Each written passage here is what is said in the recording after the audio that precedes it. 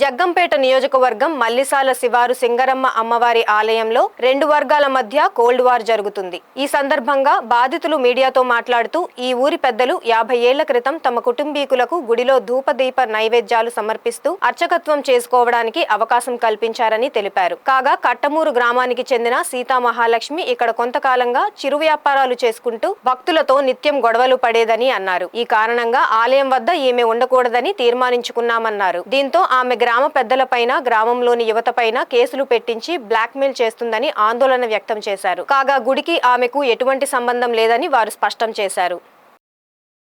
ఆ రోజు మా బాబు గొడవలో ఊళ్ళో నా కొడుకు దొరకలేదని చంపేమని తల్లి పంపించిందండి. ఆ గుణపాలు ఒత్తిడి చేత ఆ రోజు మా కొడుకు దొరక్క ఇక్కడ గుడి దగ్గరికి వచ్చండి.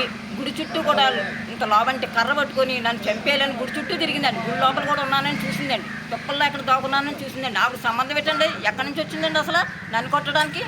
వాళ్ళ అక్క కొడుకులు సంబంధం పెట్టి నా కొడుకుని కొట్టడానికి వాళ్ళు కూడా కర్రలో వెళ్ళాలి ఇవన్నీ పెట్టుకుని ఆటోలు వేసుకుని వీధులు తిరిగారండి.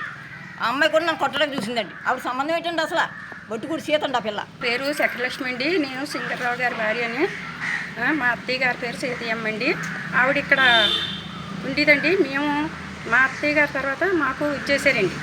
ఆవిడ సీతయ్యమ్మ అన్న అమ్మాయి ఉన్నది చూడండి. ఆ అమ్మాయి నా ఎక్కువ అంటుంది కానీ వాళ్ళది కట్టమూరండి. కట్టమూరు నుంచి వచ్చి ఊళ్ళో హోటల్ పెట్టుకుని కిల్లి కొట్టు అవి ఏయో షాపులు అవి నడుపుకుంటేవారండి. నడుపుకుని అలాగా కొంతకాలం ఉండేవారు. తర్వాత గుడి దగ్గర తీర్థం టైంలో 5 రోజులు చేసుకుంటేవారండి. చేసుకుని మళ్ళీ ఊళ్ళోకి వెళ్ళిపోయేవారండి. అలా ఉండేవారండి. అలాగా పెట్టుకోమనేసి 5 రోజులు ఉండి తీర్థం అయిపోయిన తర్వాత వెళ్ళిపోయేవారండి. వెళ్ళిపోయి మళ్ళీ తీర్థానికే వచ్చేవారండి. ఈ లోపల ఉండేవారు కాదు. అలాగా పెద్దల్ని సందర్శించి ఇక్కడ ఏదో షాపులు అవి పెట్టుకుని ఉండేవారు.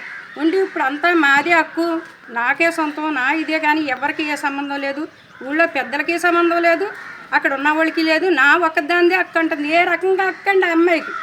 ఏ రకంగా ఇదండి? దానిది ఏ ఊరండి? ఎక్కడి నుంచి వచ్చింది? ఎలా వచ్చిందండి? అది చెప్పమానండి. అంతేగాని నాదే హక్కు, నాకే సంబంధం, ఎవరికి సంబంధం లేదంటే ఎవరికి సంబంధం లేనిది. ఇక్కడ ఎన్ని సంవత్సరాల నుంచి ఈ పెద్దలందరూ ఈ జాతర ఎలా జరిపించారు, ఎలా చేశారు అది చెప్పమానండి. ఖాళీ చేశారు అంటే దాని గురించి వాళ్ళు ఎలాంటి వాళ్ళు మీకు అర్థమయ్యే ఉంటుందండి. ఊరి పెద్దలందరూ అంటుంది 200 అంటుంది, 400 అంటుంది. అందరూ ఖాళీ చేయించేసారు, అందరూ పీకించేసారు అంటుంది.